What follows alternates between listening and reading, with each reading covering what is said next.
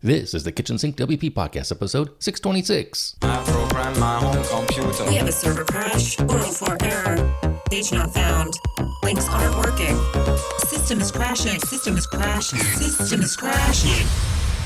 Your old HTML website, barely alive. We have the technology. We have WordPress. A new website, better than it was before. Better, stronger, faster.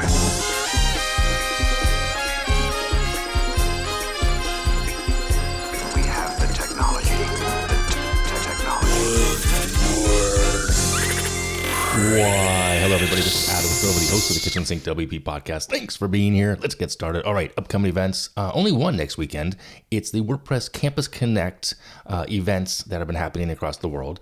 This one is in Lira, it's the public library there, on the 28th of February. And I had to look it up because I didn't quite say where it was exactly. It's in Uganda, as far as I could find. The link all the way through took me to the Facebook page, which then I had to use the map, and it is in Uganda.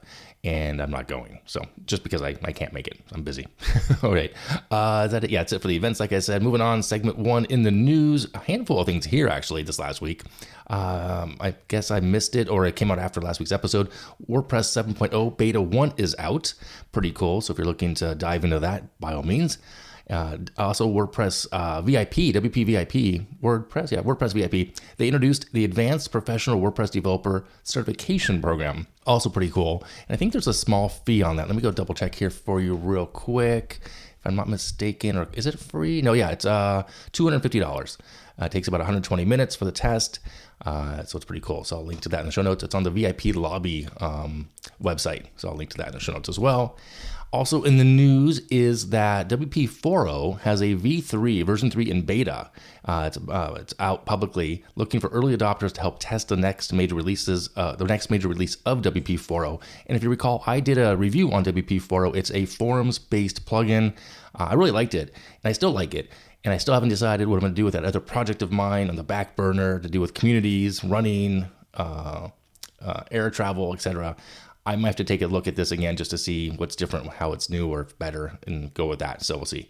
But it's open for public beta testing, so check that out. Oh, and one more thing, in the news also is that Tom over at Sitespot.dev has decided to make Beaver Team Pro free and open source.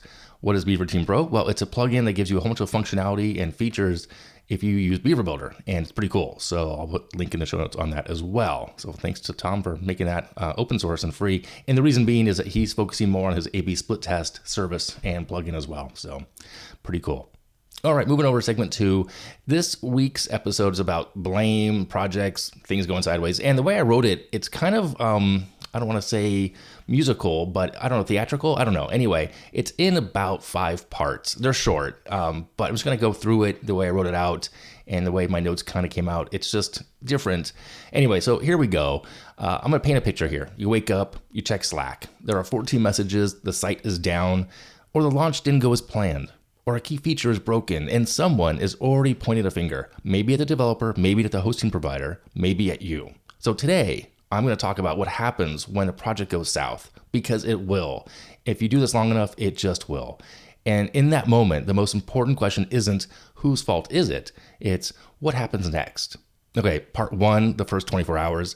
When something, in air quotes, hits the fan, your instinct is survival. Defend yourself, protect your reputation, find the technical reason, find the person who caused it. I've been through this twice in a very real way. Once, a few years ago, developer related. Most recently, hosting provider related. Both times, projects were pulled, clients lost. Both times, it stung. And both times, the natural temptation was to say, well, technically it was this, technically it was that. But here's the truth. In the first 24 hours, your job is not to assign blame. Your job is to stabilize, acknowledge the issue, communicate clearly, set expectations, slow everything down emotionally. Because once people feel chaos, they start looking for villains. And if you're the agency or the lead, you're automatically in that spotlight. All right, part 2, fault versus ownership. Now, here's a distinction that changed how I think about these situations. Fault and ownership are not the same thing. Fault answers who caused this. Ownership answers who was responsible for this moving forward. You can be blameless and still be responsible. I'm gonna say that one more time. You can be blameless and still be responsible. In both of my situations, I could point to technical realities. In one case, something outside of my direct control. In another case, something tied to execution. But the client doesn't care about internal nuance. They care about outcomes. So instead of asking, how do I protect myself? Ask, how do I lead this?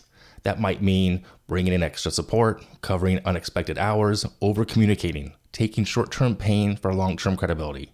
Leadership here, in hard moments, builds more trust than perfection ever does.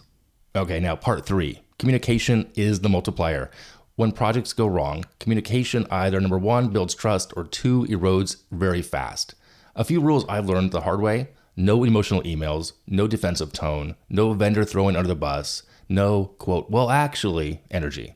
Instead, the options are, here's what happened, here's what we know, here's what we're doing, here's when you'll hear from us next. Calm, structured, and professional. In both of my real-world examples, what ultimately defined the situation wasn't the technical issue, it was how it was handled. And even though those projects were eventually pulled, it's water under the bridge now. No scorched earth, no public drama, no burned relationships. That matters long-term. WordPress is small, the internet is smaller. All right, part 4, the postmortem. This is the part most people skip. After the dust settles, you either move on emotionally and learn nothing, or turn the pain into a process. Blame is emotional, documentation is operational. After both of my experiences, we asked, where did communication break down? Where were the assumptions made? Were roles clearly defined? Was risk popularly surfaced early? Were expectations aligned? Was there a contract clarity gap? Every uncomfortable situation is a signal. It really is. And mature agencies turn signals into systems. A new checklist, a new approval step, a new staging process, new hosting clarity clause, new QA passes. Pain becomes infrastructure, and that turns into true and honest growth. All right, part 5, the real lesson, the hard truth. Here it is. Some projects go sideways because the budget was too tight, the timeline was unrealistic, the wrong client was qualified, red flags were ignored, or risk was known but not addressed. Blame feels good in the moment. It gives your ego relief. It gives your team a villain. But learning builds durability. If you've had a project go sideways recently, here's the reframe. This is tuition. The only mistake is not extracting the lesson, because if you document it, systematize it, and communicate it better next time, it won't happen the same way twice. And that's how you evolve from a freelancer to an operator, an agency, and to a leader. All right, let me just wrap it up here. A thought. If you're playing the blame game, you're still just reacting. If you're building systems, then you're leading. And at the end of the day, we all want to be leaders in any capacity we can, from small, medium, large size businesses. That's just my takeaway there. Okay, so from there, we're moving on to segment 3, tip and tool of the week. This week's tip is to go help test WordPress 7.0 Beta 1 and Beta 2 whenever it comes out. There's a link in the show notes on how to help test. I think it's important. I think we all should help test things better processes, better way to lead things, and learn from that. Okay, so let me wrap it up. If you have any questions, go ahead and send it in via email, adam@KitchensinkWP.com, or use the SpeakPipe function on the website. If you want to support the show, a couple ways to do that: Patreon and Buy Me a Coffee. If you want to sponsor the show, that'd be great. You can do that too. Form on the website, fill it out, get back to you. Thanks for listening. See you next week. Now go out and do some awesome things with WordPress. All right, bye-bye.